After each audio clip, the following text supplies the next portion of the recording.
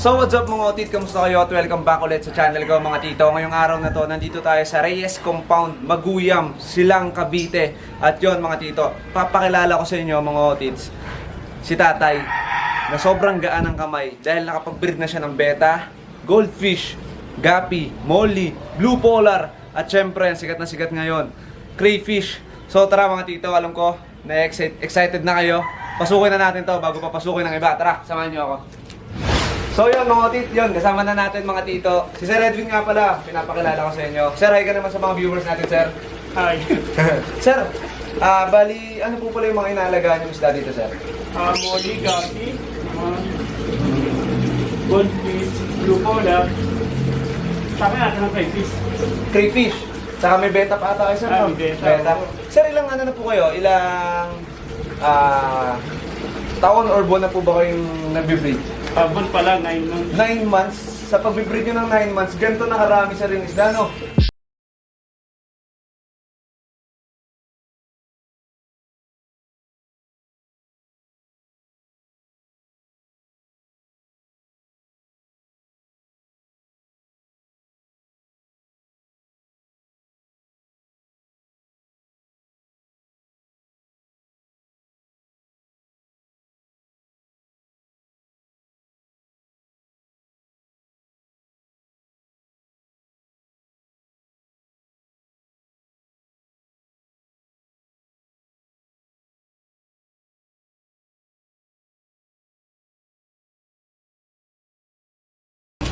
Sir, anong kulay ng itlog pag malapit na mag-hatch yung mga eggs? Kulay red na siya.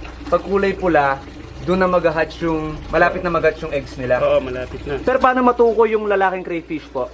Ang palatandaan ko, ganito lang eh. May pula sila dito sa sipit. Yun lang. Yun lang yung aking palatandaan. Pag may pula sa sipet? Oo. Sir, ito bang mga crayfish po, ano siya, maselan siyang alagaan, sir? Hindi naman. Para ka lang din kaalaga ng isda. Ano yan, sir? Hinahayaan nyo na lang, sir? Oo, pinababayaan ko na lang dito. Pero pagdating sa water quality naman, sir, Hindi naman sila maselang. Okay lang ganun. Kahit madumi, okay lang. ano ba yung mga basic na kailangang, ano, sir? Basic na pangangailangan na itong mga crayfish, sir? Pag gusto mong mag-breed, gusto mong magparami? Kailangan lang yung tubo, pakain. Kailangan nasa sikatan ng araw. Kailangan nila, mas gusto nila nasisikatan ng araw sila? Kailangan talaga nila araw. Araw. Ito naman mga otits, papakita namin ni sir yung kulay ng itlog pag malapit ng mag-hatch po, no, sir? Parang may mga mata na, sir, no? Oo, parang liko na siya, parang malapit na siyang alpasan eh. Oo, may mga mata-mata na, sir. May mata, may buntot na oh. Ayun, mga otits.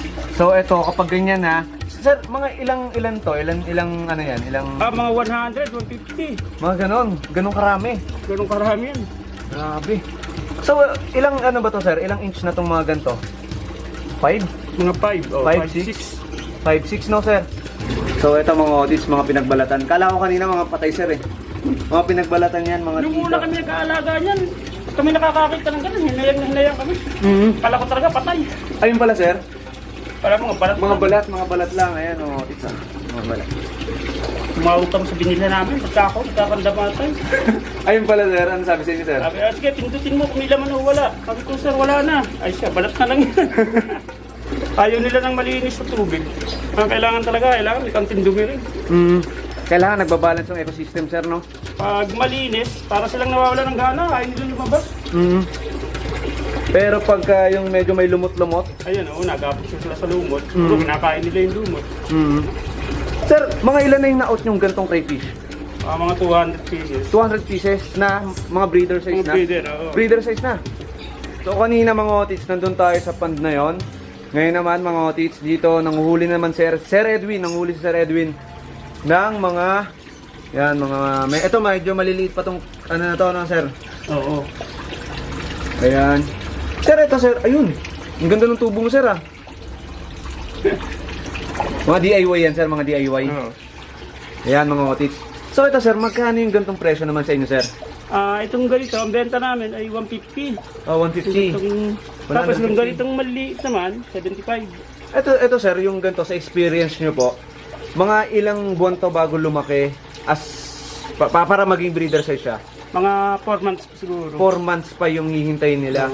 So, yun, mga otits, talaga magpapakain kayo dito ng matindi. Ano ba yung mga kinakain ng mga ganito, sir? Gulay lang. Pwede yung kalabasa, kamote, patatas. Nilalaga muna, sir. Oo, kailangan Nilalaga pasulakan muna. para lumubog. So, ayan mga otits, 150. Ayan, 150 pesos. Yung 75, yung maliit-liit. Ito, yung mga ganyang maliit-liit. Ayan, mga otits. So, ito ba, sir? May mga pang-out na tayo nito, sir? Wala na. Nauubusan kami ng... daming umu-order eh. Oo. Magandang market niya ngayon, sir. Pero, kunyari, may bibili na padalawa-dalawa ganyan, sir. Mapagbibigyan naman sa ano. Kasi minsan may ka-audit tayo, sir. May mga subscriber tayo na, yung gustong mamili sa mga pinupuntahan natin, sir. Pwede yun. Kung mga ganun lang ang mga 2 hanggang 5, Mapagbibigyan niyo pa, sir? mapagbibigyan. Kasi sayang naman kung pupunta sila dito, hindi natin mabibigyan. Oo. Pero kasi, may order ata kay sir, no? Oo, Ngayon? pieces hindi ko nga mabibigyan dahil kulang na yung aking Stock. stock. Grabe, no? Ganyan kalakas yung market ngayon ng crayfish, mga otits. Ayan. So dito, marami pang nagtatago, sir, no? Marami. Marami pa. Sir Edwin, ano po yung meron tayo dito sa pond na to? Gapi, molly, goldfish. Sama-sama na, sir, no? Sama-sama ko rin yun. May blue polar pa, sir, no? Meron, oo. Beta. Beta, meron din tayo. Pero, sir, dito tayo muna sa Gapi. Eto ba mga pang-out din to, sir? Oo, lahat yan. So, eto, sir, binibenta nyo siya retail or wholesale? Lahata na. Lahatan, sir. Kasi marami pa ako mga fry na pwedeng ipalit sa kanila. Bali, ayan, may mga fry pa nga dito. Ang dami pa dito, mga otits dito. Abot siya, mga otits, ng siguro kulang-kulang 1,000 yung Gapi. Kasama yung mga fry na nandito. Kaya ito, ina-out na siya ni Sir Edwin as wholesale price. Tama ba, sir? Wholesale? Oo. Ayan, mga tito. So, yung mga nanditong Gapi, HB Pastel, tapos HB White. Ayan, mga otits. Wholesale price talaga, sir. Lahatan. Lahatan. So yun mga tito, dito na po nagtatapos yung video natin at yun, sama-sama na naman natin na nakita, no, ang tinde ng breeder dito sa Silang Cavite. Sir, saan po kayo pwedeng makontak, sir? If ever may mga nagustuhan sila ditong mga isda, crayfish, ayan.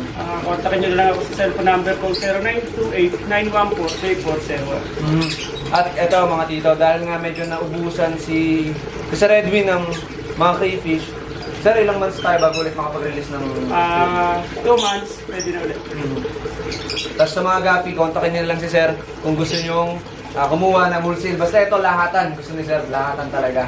Dahil gusto nyo rin mag-setup ng crayfish, tapos may mga Gapi pa na palaki ulit. At ito na ang pinakamalaking tanong dyan, mga tito. Dahil syempre hindi tayo uwi, hindi natin ito natatanong. Otit, kung ang tawag sa nag-groomer, anong tawag sa nag-show? Shower! So yan mga tito, kita-kita sa susunod na vlog. Bisitahin nyo na lang si Sir, dito lang yan sa Reyes Compound, Maguyam, Silang Cavite. Salamat. Peace.